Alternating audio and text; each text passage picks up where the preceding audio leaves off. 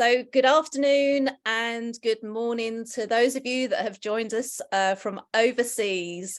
As always, if you've attended our webinars before, we'll just give it a minute or so just to let everyone join us and to settle in.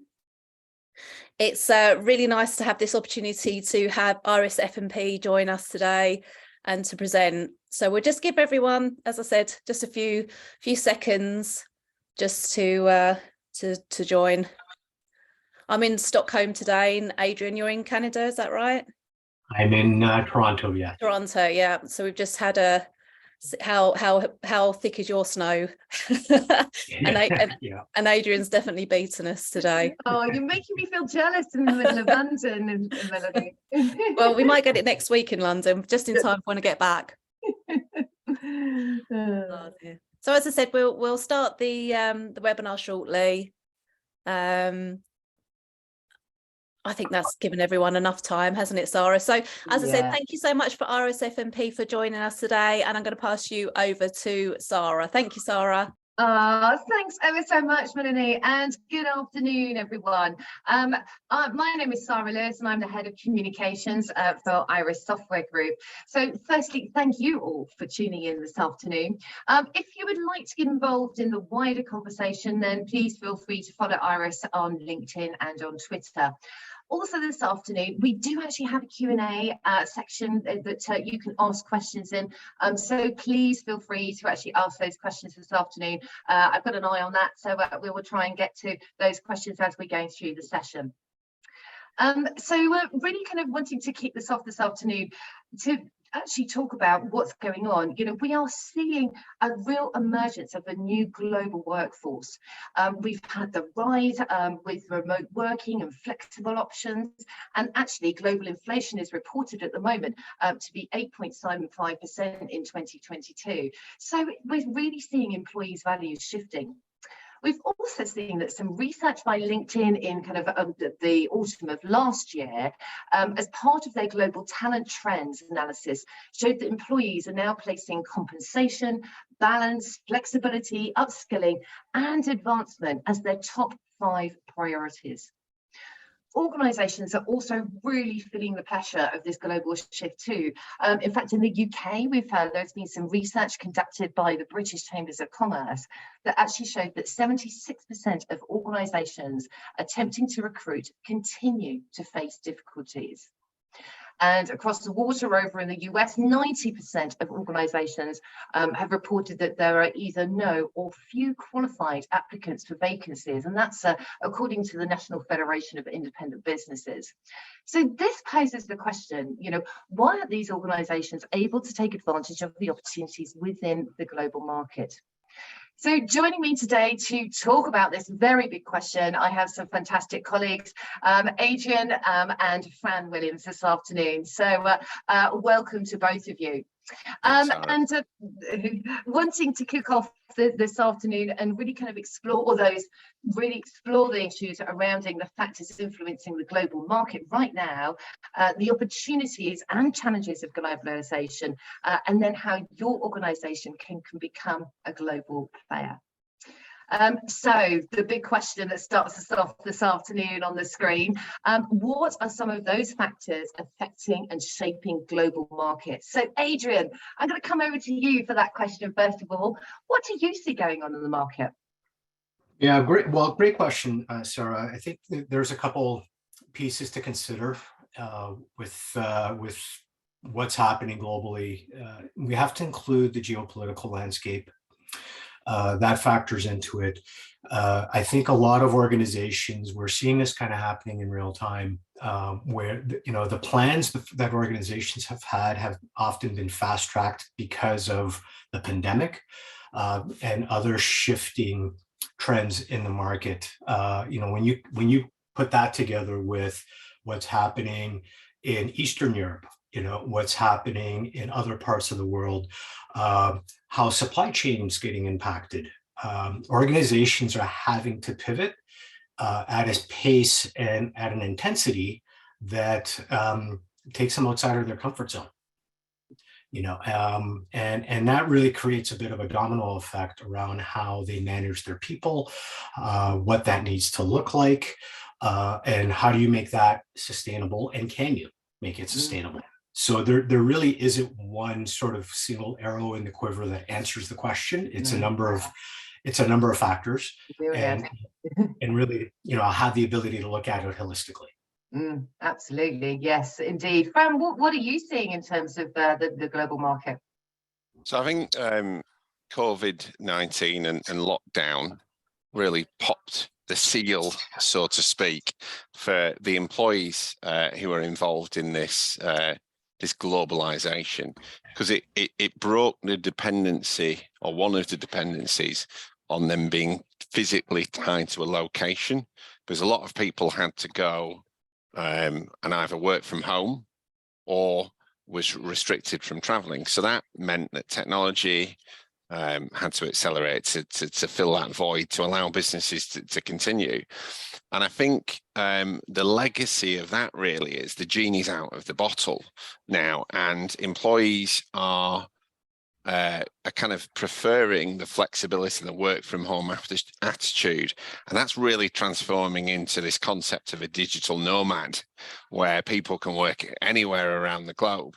I think that the flip side of that for an employer is it's opening up opportunities for those employees. So the demand for those employees, driven by potentially some labour shortages in regions, potentially in the UK caused by Brexit, has meant that it's changed the dynamics in employment, and people are shopping around without the confines of geography when they look for a new role. Yeah, it's really interesting, isn't it? Kind of looking at these external market factors. Do you guys both think that, is this shift really happened, just in the last 18 months, 2 years? Or do you think it's been something that quite general that we've seen growing, over the last 5 years? I think from my point of view, there was an undercurrent of this always being there. And the ability for businesses to want to open new markets and sell into new jurisdictions has been there for millenniums. I think what really happened with effectively lockdown, it just accelerated the ability to do this, and people's willingness to think differently about employment. Adrian, what's your view? Well, I really like when, how you described it, that really, two things. The genie is out of the bottle. And you had compelling events really sort of popping that narrative, because you're right, it was sort of the underlying tone was there, it was percolating to some extent, and I think a big part of that was being fed by the fact that the emerging workforce really has a different value set going into the workforce. And you have other converging factors happening that is impacting that and influencing it as well. This emerging workforce that's coming to fruition now is the most educated workforce in human history. So there's different expectations with that. Has technology fed that? Absolutely. Has the ability to acquire knowledge been accelerated with technology? Absolutely. It's been an enabler. But together with that, you also have a massive and also the largest transfer of wealth in human history generationally. So, when you put all these pieces together, that's kind of been bubbling under. And sadly, the pandemic, did really kind of pop the cap off of that, and really force the narrative front and center, because these are things organizations that are progressive have been thinking about, but probably weren't anticipating having to execute on for another 4 or 5 years. Yeah, indeed. So, between us then, we're seeing a huge number of these external forces, actually influencing, our globalization. So, after looking at those sorts of things, in your experience, how do you see employees responding to this? So I think from my point of view, the tables have truly turned. It's now a candidate-driven market, but increasingly those employees are looking at different options.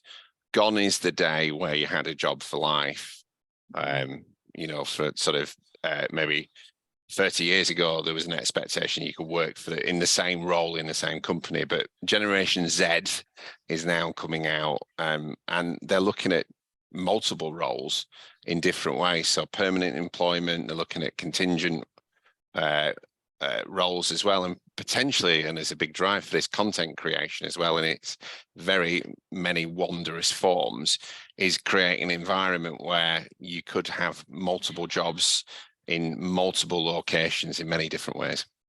Yeah, it's very true, isn't it? I mean, I think, the Generation Z, you're absolutely right. And certainly, I suppose when we're looking back a generation, that kind of job for life was the right thing to do, wasn't it? Whereas nowadays, actually having that diversity of different things that are going on in your career and in your world, actually creating that strength, in terms of developing careers.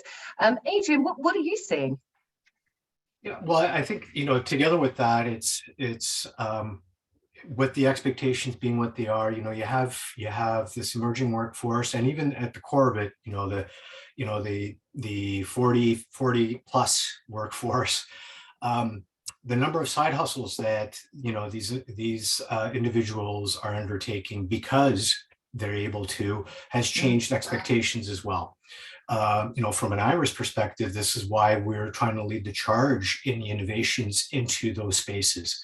So if you think about it, from an employee's perspective, the questions they're asking is, why can't I get paid right now? Why can't I? Why can't I? Why can't I?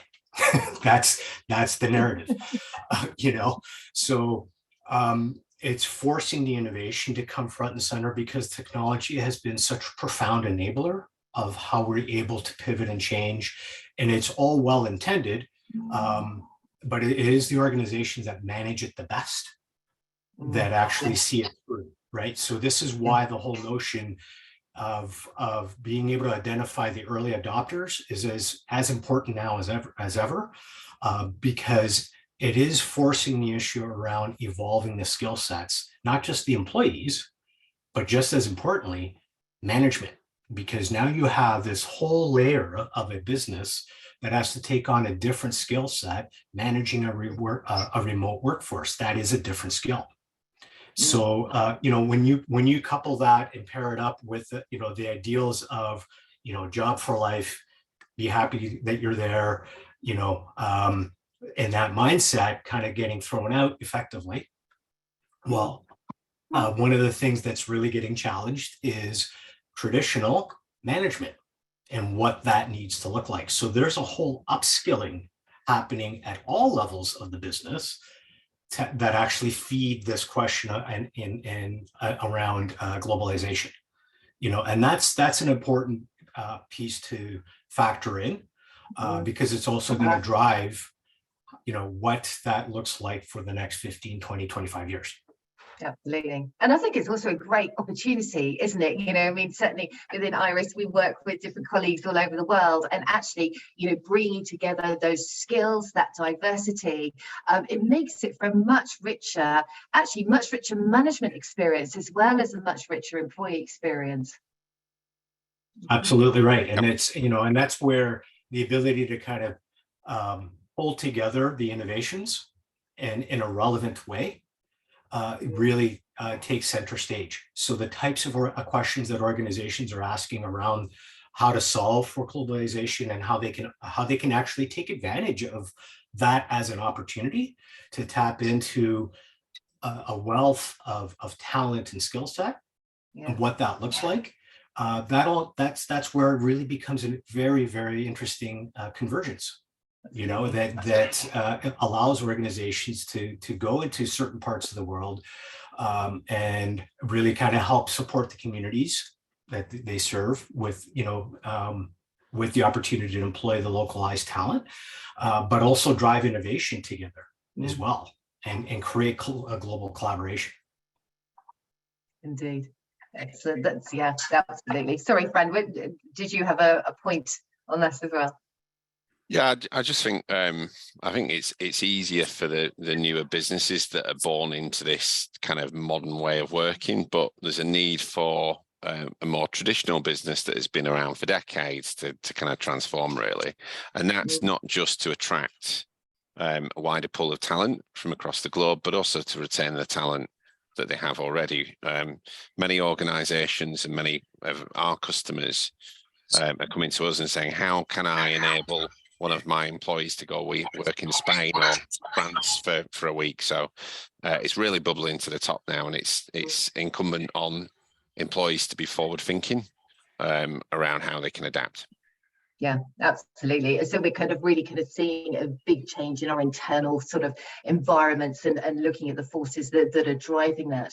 So, you know, as we kind of then started to look at the external and, you know, then internal forces that are really kind of driving that change, how do you both see, you know, organisations adapting? Fran, if I can come to you first on that one. Yeah, of course you can. So I think clearly you need to keep abreast of legislation. Legislation in country is difficult just within the country, but as you get employees wanting to move across the globe, or as you want to go into new jurisdictions, it's important that you understand the legislation, the complexities. It's not often about just employing someone. Sometimes it's about the taxation schemes and what work they do in those countries. One of the things we are seeing, and we touched on the digital nomad concept earlier in the webinar, but that is increasingly becoming a thing. There's over 51 countries that offer digital nomad visas, and that principally allows an employee to go work and still be employed by their host country, but go work in a foreign country, usually under a certain circumstances. For example, Croatia, you can go work there, pay no income tax locally, pay your tax in your host country and work there for 12 months without any restrictions. But what you can't do is work, for example, with companies in Croatia. But there's lots of other examples of that. All of them have their own rules. What I would say is, research it. Don't be afraid to ask for advice. The GPA is a great organisation. They can put you in touch with some wonderful businesses and consultancies that can help you along that route. Yeah, yeah, definitely. Fran, you've just touched on digital nomad there. We have had a question in. I'm quite conscious, I'm reading the question, it could be quite technical. So just to the wonderful person that has asked this question, if we can't answer it on this webinar, we will put something on LinkedIn or work to make sure that it's published somewhere. So we've actually had a question, somebody looking for some advice on the digital nomad visa. One of their employees would like to move to Spain for a minimum of 2 years. There's lots of information online for people who want to move to Spain, but not much for employers on how to support such requests. So what's the implication for the employer? Does the individual remain on a UK contract? Do we run his payroll, you know, in pounds sterling? And, you know, what would be easy? Well, would it be easier to move the contract to consultant? So loosely, the framework in Spain is being proposed at the moment, and I think it's in draft status. Usually, the whole point of a digital nomad is you need to pay tax somewhere, and on that occasion, you would pay tax in the UK. You would pay them in pounds and sterling. But I would strongly recommend that you get some advice from a professional organisation before allowing your employer or employee to go work there.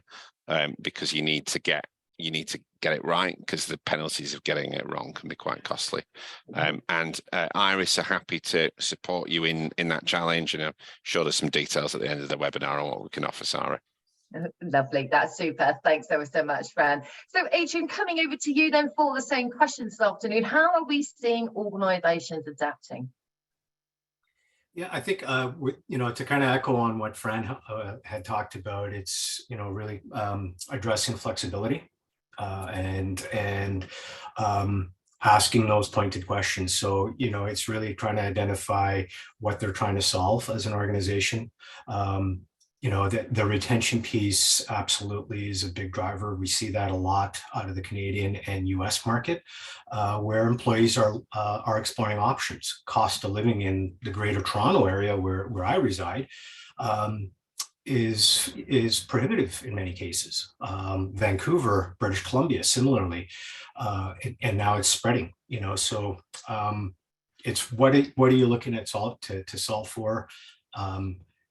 and really trying to align and making sure as an organization you're aligned with the right subject matter experts to be able to kind of make sure you've got the right advisory available to you and the right access, and that's what's compelling, from an IRIS perspective, having that global lens and access for organizations that are looking at understanding how best to adapt and taking that and pulling it right back to what are you looking to solve for? Yeah. And there's a great opportunity here as well, isn't there? Because, actually there is now a much bigger talent pool for us all to kind of go and have a look at. You've talked about, cost of living and people moving around, but in actual fact, there's the advantage from the organisation side of things too. Absolutely, and it's not exclusive. This is actually something that IRIS as an organization is evaluating on a daily basis as well. With the business unit that I head up just recently, getting it to a point where we understand what it means to actually support virtual employees across Canada, which covers 4 different time zones. It's a landmass that's significant. So, taking that pragmatic stepwise kind of approach, it serves well. And I think it's also with the mindset that it's understanding it's not about completing the task. It's about staying relevant and current, because the job's actually never quite done when you're looking at how to answer the question of adapting in business. Yeah. Definitely, my goodness, and that's really interesting. If you put all of that together, you're looking at the ability to have digital nomads. You've got access to great technology. You've got those bigger talent pools. You've got access to new markets, and actually access to new potential revenue as well, and as actually kind of that competitive advantage. So, it feels to me like there's some really strong incentives for globalization for both employees and organizations. So what are the considerations or what considerations are there when expanding into a new territory or employing a candidate abroad? Adrian, if I can come to you first. Yeah, I think there's kind of 2 lanes to think that, to think it through with. And one is from sort of the employer's perspective, and certainly geography factors into that, political stability of the country, whether, what tax incentives do they have to invest into the country? What programs do they have to help support and facilitate that? For example, here in Canada, there's the BDO, Business Development Organization, that's federally funded. There's Export Development Canada.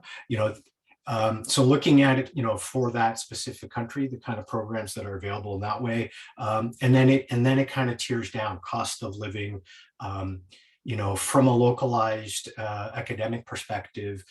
Do the individuals have the criteria, certifications, and education, that will facilitate, what it means to look like to globalize?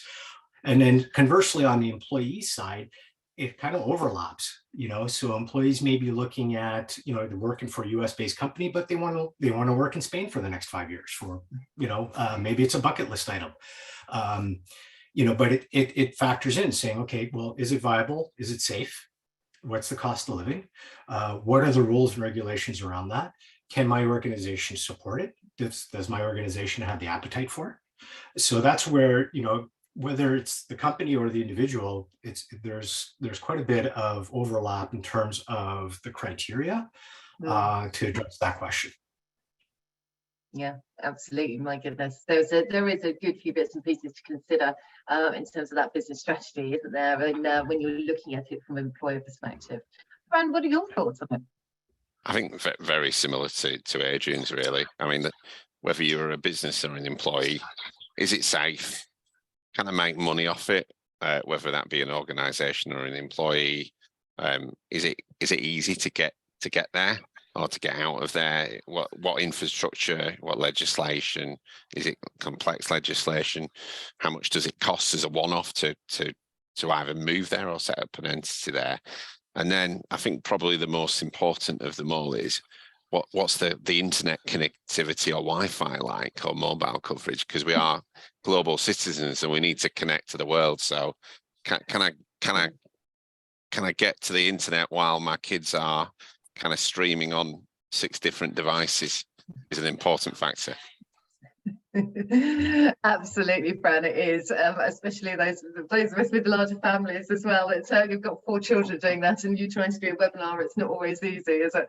But I think that all of those, are really interesting considerations, actually. And it's that myriad. And I think for me, it also kind of, you're looking at actually what that company vision is, what those goals are, strategic goals are for the next few years, but then actually starting with, how do we operate locally, and almost kind of looking at things like payroll first of all. So that kind of nicely moves me on to my next question, which is for those listeners who are considering making their move globally, what sort of steps should they be considering now?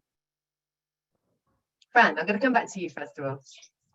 Yeah, so I would strongly advise, as with anything, build a plan, right? Put it on a page, keep it simple, say what you were trying to achieve over 3 to 5 years, and set out some really sort of bold, audacious statements that you want to achieve. But go visit it, go to the country. Can you enter, either work there or sell there or service there remotely to begin with, to test the waters? But I would say, once you've done all that, just keep asking questions, and only stop when you've got the answer, or the question and answer is itself. Yeah, absolutely. So it's all in the planning. Adrian, what are your thoughts in terms of the steps that companies should take? Yeah, well, I think what Fran outlined is spot on. That's exactly it. It's keeping it simple, be curious, do your homework, and that does mean, the key point being, go visit, understand locally what the infrastructure functionally is like as well. It's really kind of doing the appropriate due diligence, and then being able to make an educated, informed decision around the viability of it and how to best prioritize. Lovely. Adrian, we've got a question that's actually come in from Brian. Thank you for your question, Brian. The question is, should employers consider the cost of living of remote employees with regards to compensation? Well, that's definitely a factor as well. Okay. And there's nuances there. Cost of living factors into what the standardized compensation rates will look like regionally. And that's not going away. In fact, that I would suggest will probably continue to accelerate. So, it's not uncommon that that same role in a certain part of the world will yield a different compensation level than in other parts of the world. That's just the reality, depending on the role. And then it bridges out from there. So where it gets limited is the level of specialization. And that's what we see a lot from a payroll perspective. So having somebody overseas managing a Canadian payroll, for example, is not as likely as what you would have in Canada, and the criteria around that is different, and it's the same, is in reverse as well. So it's factoring in all of those elements and what the nuances of the actual role are that feed into the level of compensation as you globalize as well. Okay, so all of those, and thank you very much for answering the question, by the way, and all of those things, we've talked about planning, we've talked about understanding that infrastructure, but that all kind of falls into the almost the HR onboarding strategy as well, doesn't it? So that that kind of almost kind of starts as well as the business planning, at the same time as the business planning. Absolutely. It's, and I think that's a great overlay to highlight the fact that payroll and HR now are strategic parts of the business. They're not a back office administrative function, right? You have to get it right. the cost to actually attract talent is only going to continue to rise. So it drives the pressures around understanding functionally what it means to retain talent. So that retention piece. So it really does demand a holistic view with those two elements in mind. And so what you're finding is, the most progressive organizations, what's spearheading that is the ability to actually converge payroll and HR into that strategic conversation. Absolutely. And those to truly functionalize. Yes, yeah, and it's those sort of things that are so critical, isn't it? Creating that great employee experience from the moment that they actually are introduced to your business, all the way through the recruitment process to the moment they actually go onto the payroll. It has to be smooth. If there is hiccups, you can't go off and employ somebody and go, oh, actually just wait 3 months while we get everything sort of organized. So I see it as being a really critical part of the planning and actually getting everything organized. Go and get these things set up before you even start the recruitment process, so that it's going to be really streamlined. Well, and it ties into what we were talking about earlier in terms of the values of the employee. So the expectation of the employee is to be able to work day one, not fill out paperwork for the next 3 weeks. Yes. So it does kind of tie all of that together, from an employer's perspective, to produce the experience, to be able to really answer that notion of, and with understanding that says, you take care of the people that take care of the business. This is what it needs to look like. And that's relentless and constantly evolving, constantly iterating. But it's critical now that companies get it right, because the employees, they have an option, they have, and they know it. So they're very well educated. They know their rights. They know exactly what options they have, and what drives them looks very different than what maybe we would have been accustomed to, 25, 30 years ago. So that's where that's why it's been a fascinating convergence that is going to continue to really nurture itself and hopefully perpetuate these types of dialogues. Absolutely. And when you're getting it right from the beginning, you're really giving that experience. And also, quite critically, you are making plans to reduce attrition from the outset, because doing globalization does need planning, and it is does have its own challenges, but actually also making sure that everybody feels engaged, everybody feels part of the culture, will all help with that longevity of colleagues into a business. Excellent. Thank you.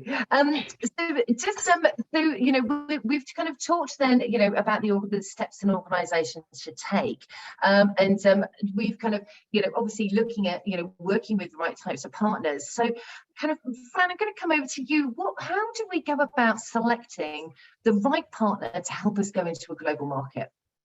So we talked about that plan, that documenting that plan of what you want to achieve as you kind of expand your horizons and go into new countries. I would take that plan to a new supplier, and I would really encourage you to not just think about the obvious things like employment contracts and getting someone paid for the first time in the country, but think about where you need to be over 3 to 5 years and select a partner that can help you and can demonstrate that they've been with similar organizations just like yours on that journey. And don't be afraid to ask for referrals or testimonials from those companies as well, to validate how they've made a business just like yours be successful in that region or that country. I think that's really important, and also shop around as well. Make sure that you go into a couple of different vendors, create a short list, and then take your time to pick the right provider. Yeah, absolutely. What are your thoughts, Adrian? Yeah, very similarly, I think Fran, was spot on in that summary as well. It really comes down to understanding what's the best fit for the organization. What does a great partner look like for a company? In answering this type of question, and it's absolutely right. The obvious ones are, yes, coverage in country, be able to pay them for, on time, etc. But it's kind of, looking at maintaining the right level of curiosity, in question asking and due diligence, and comfort. It's going to be a provider that's feeding a key strategy that, it's incumbent on that organization to give themselves the time to really think through and be particular about finding the best provider. References, Fran mentioned, getting referrals, from those providers. That's key. That's key. This is as much about providing a service as having technology that enables the result. So how well that provider actually delivers, what's the criteria around that? And it's beyond that sort of academic bucket list item. Yeah, okay, I'm in this country, I can do this. It comes down to the service. What does that look like? And those are extra efforts or extra layers that pay huge dividends, if organizations give themselves the time to kind of map out what that criteria needs to look like. Yeah. And that's really kind of then adding that value, isn't it? Just beyond, beyond just paying people, to put it crudely, it's finding that right partner, somebody that's going to have the right skills, the right experience, dedicated payroll representatives, those sorts of things that will really add value to the business. Yep. Yeah. Well, I think. Sorry, I was just going to say, think about the entire employee life cycle as well. Some ventures into new countries with new employees work out extremely well, but sometimes they don't. And you need to think about, on some occasions, moving an employee on in the right way. So think about maybe a provider that can do both the payroll and the HR piece together, because that bit's important. And also, don't think about the one country that you're going into. Think about, if you were successful, do you go to the next country? If that's the USA, do you go to Mexico? Do you go to Canada, Adrian? I'm sure you'll agree on that one. But think about it for the long term, not just that first employee. Absolutely, yeah, and that kind of goes back to our kind of have that strategic vision in terms of what you're looking to do over the next 3 to 5 years. We have had an anonymous question in this afternoon, gentlemen, which is there a company out there that deals with global payroll and reward under one roof? Yes, there is. It's called Iris FMP, and we can offer not just payrolling, but we can also help you source and administer benefits so you can attract the right talent in the right country.